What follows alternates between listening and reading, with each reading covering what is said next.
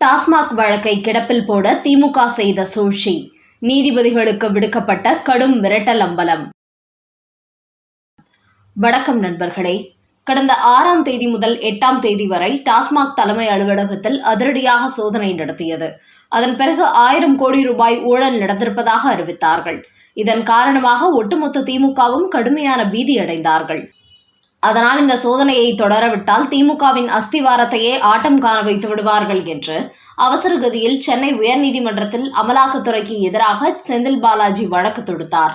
குறிப்பாக விசாரணை என்கிற பெயரில் டாஸ்மாக் ஊழியர்கள், அதிகாரிகளை அமலாக்கத்துறையினர் துன்புறுத்துவதாக அவர் மனுவில் குறிப்பிட்டிருந்தார்.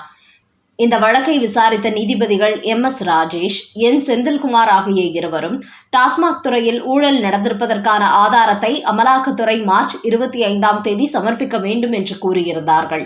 அதுவரைக்கும் டாஸ்மாக் துறையில் ரெய்டு நடத்துவதற்கும் தடை போட்டார்கள். ஆனால் இன்று உயர்நீதிமன்றத்தில் இந்த வழக்கு விசாரணைக்கு வந்தபோது மேற்படி 2 நீதிபதிகளுமே டாஸ்மாக் துறை தொடர்ந்து இந்த வழக்கிலிருந்து தாங்கள் விலகுவதாக அறிவித்துள்ளார்கள். இது பெரும் பரபரப்பை ஏற்படுத்தியுள்ளது. அதாவது திமுகவை பொறுத்தவரை டாஸ்மாகில் அமலாக்கத்துறை சோதனை நடத்துவதை நிரந்தரமாக முடிவுக்கு கொண்டு வர வேண்டும் என்றுதான் திட்டமிட்டார்கள்.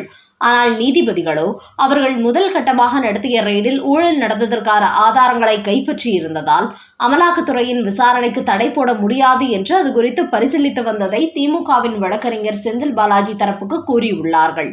இதனால் சம்பந்தப்பட்ட 2 நீதிபதிகளையும் தொடர்பு கொண்டு டாஸ்மாக் துறையில் அமலாக்கத்துறை சோதனை நடத்துவதற்கு நிரந்தரமான தடை விதிக்க வேண்டும், அப்படி ஒரு தீர்ப்பு சொல்ல வேண்டும் என்று அவர்களுக்கு திமுக மிரட்டல் விடுத்திருக்கிறது. அதற்கு அவர்கள், டாஸ்மாகில் ஊழல் நடந்திருப்பதாக முகாந்திரம் இருந்தால் அதற்கான ஆதாரங்களை அவர்கள் கொடுக்கும் பட்சத்தில் அதற்கு நாங்கள் தடை போட முடியாது, அப்படி ஆதாரங்களை கொடுக்கவில்லை என்றால் மட்டுமே தடை போட முடியும் என்று கூறியுள்ளார்கள். ஆனால் ஏற்கனவே டாஸ்மாகில் 1000 கோடி அளவுக்கு அமலாக்கத்துறை ஊழல் ஆதாரங்களை கைப்பற்றி சென்று விட்டது செந்தில் பாலாஜி தரப்புக்கு தெரியும் என்பதால் அவர்கள் அப்படி ஆதாரங்களை கொடுத்தாலும் கூட ஏதாவது காரணத்தை சொல்லி டாஸ்மாக் துறைக்குள் அமலாக்கத்துறையை செல்ல விடாமல் தடுத்து வைத்து விடுங்கள் என்று நீதிபதிகளுக்கு திமுக தரப்பு அழுத்தம் கொடுத்துள்ளது. ஆனால் அப்படி செய்தால் நம்மை அமலாக்கத்துறை சட்ட சிக்கலில் சிக்க வைத்து விடுவார்கள் என்பதால் திமுகவினரின் மிரட்டலுக்கு நீதிபதிகள் உடன்படவில்லையாம். அதன் காரணமாகவே SM ராஜேஷ், N செந்தில்குமார் என்கிற 2 நீதிபதிகளும் இன்றைய தினம் டாஸ்மாக் சம்பந்தப்பட்ட வழக்கிலிருந்து தாங்கள் விலகுவதாக அறிவித்துள்ளார்கள். இதன் காரணமாக இன்று அமலாக்கத்துறை டாஸ்மாகில் சோதனை நடத்த எந்த தடையும் இல்லை என்று நீதிமன்றம் உத்தரவு பிறப்பித்துவிடும் என்று எதிர்பார்க்கப்பட்ட நிலையில் தற்போது நீதிபதிகளே அந்த வழக்கிலிருந்து வெளியேறிவிட்டதால் அடுத்தபடியாக இதுகுறித்து விசாரணை எப்போது நடைபெறும் என்று தெரியவில்லை. என்றாலும் இந்த விவகாரத்தை நீண்ட காலம் திமுகவால் தடுத்து நிறுத்த முடியாது. குறிப்பாக அமலாக்கத்துறை சார்பில் அடுத்த டாஸ்மாக் துறைக்கு எதிராக வழக்கு தொடரப்போவதாக ஒரு தகவல் வெளியாகி இருக்கிறது. டாஸ்மாக் துறையில் ஏகப்பட்ட முறைகேடுகள் நடந்துள்ளது. அதற்கான ஆவணத்தை கைப்பற்றியுள்ளோம். அதனால் தொடர்ந்து ரெய்டு மற்றும் விசாரணை நடத்துவதற்கு அனுமதி வழங்க வேண்டும் என்று அவர்கள் தங்கள் சார்பில் நீதிமன்றத்தில் வழக்கு தொடர தயாராகிவிட்டதாகவும் தகவல்கள் வெளியாகியுள்ளன. அந்த வகையில் கடந்த 6ஆம் தேதி அமலாக்கத்துறைக்கு நீதிமன்றம் தடை போட்ட நிலையில் தற்போது அமலாக்கத்துறை டாஸ்மாகை திருப்பி அடிக்க தொடங்கியிருக்கிறது.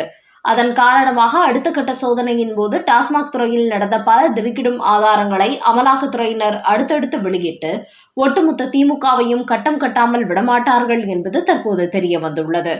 இந்த நேரத்தில் இந்த டாஸ்மாக் வழக்கிலிருந்து 2 நீதிபதிகளும் விலகி இருப்பதன் பின்னணி குறித்த ஒரு ரகசியமும் வெளியாகியுள்ளது. அது என்னவென்றால், சென்னை உயர்நீதிமன்றத்தில் திமுகவுக்கு அனுதாபியான பல நீதிபதிகள் உள்ளார்கள்.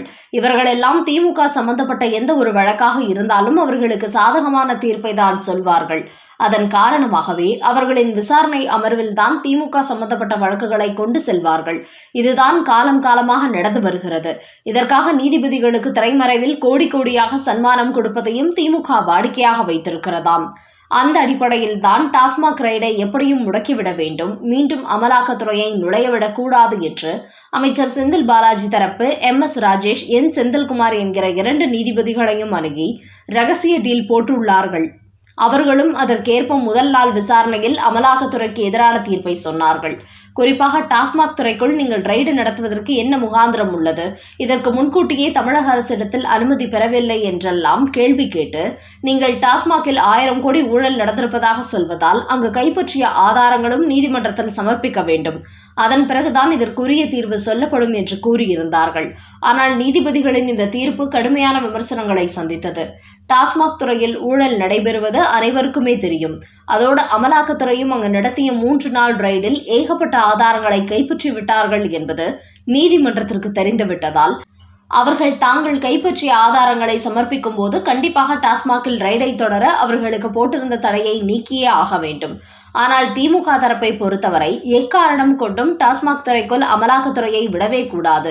ஏதாவது ஒரு காரணத்தை சொல்லி மேற்கொண்டு அவர்கள் விசாரணை நடக்காத அளவுக்கு தடை போட்டு வைத்து விடுங்கள் என்று நீதிபதிகளை கடுமையாக வலியுறுத்தி வந்துள்ளார்கள்.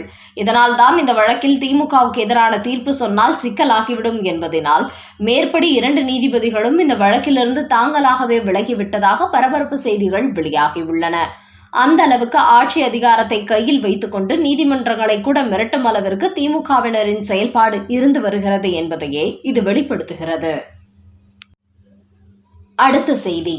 மோடியை சந்திக்க புறப்பட்ட எடப்பாடி, SP வேலுமணி. சட்டசபையில் விமர்சித்த மு.க. ஸ்டாலின்.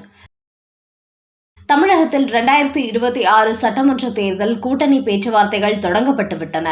குறிப்பாக மு.க. ஸ்டாலினை பொறுத்தவரை திமுக கூட்டணியில் உள்ள கட்சிகளை எப்படியாவது தக்க வைத்துக் கொள்ள வேண்டும் என்பதற்கான முயற்சிகளில் ஈடுபட்டு வருகிறார். இன்னொரு பக்கம் பாஜகவுக்கு எதிரான அரசியலை இன்னும் பெரிய அளவில் முன்னெடுத்தால்தான் சிறுபான்மையினர் வாக்குகளை முழுமையாக திமுக பக்கம் கொண்டு வர முடியும் என்கிற அரசியலையும் அவர் கையில் எடுத்துள்ளார்.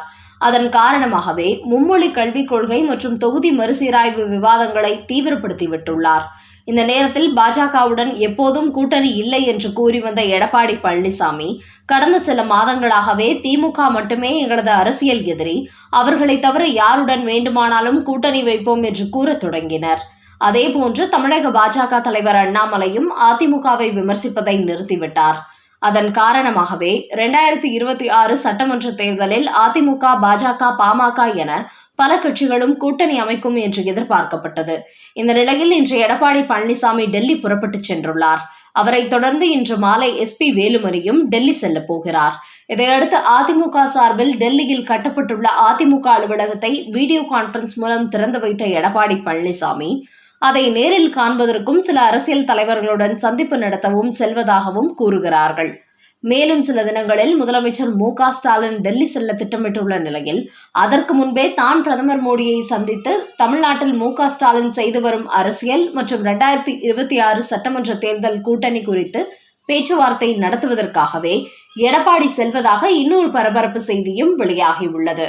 குறிப்பாக மும்மொழி கல்விக் கொள்கை, தொகுதி மறுசீராய்வு விவகாரங்களில் மு.க. ஸ்டாலின் செய்து வரும் அரசியல், மத்திய அரசை மிக கடுமையாக விமர்சனம் செய்து வருவது உள்ளிட்ட பல விஷயங்களை மோடி இடத்தில் தெரிவித்துவிட்டு 2026 சட்டமன்ற தேர்தல் கூட்டணி குறித்து ஒப்பந்தம் போடவே எடப்பாடி டெல்லி சென்றுள்ளதாக கூறுகிறார்கள். ஆனால் இப்படிதான் டெல்லி செல்வதற்கு முன்பே எடப்பாடி பழனிசாமி டெல்லி சென்று விட்டது மு.க. ஸ்டாலினுக்கு அதிர்ச்சியை கொடுத்திருக்கிறது. அதன் காரணமாகவே இன்றைய தினம் சட்டசபையில் பேசும்போது எதிர்க்கட்சி தலைவர் டெல்லி சென்றிருப்பதாக சொல்கிறார்கள்.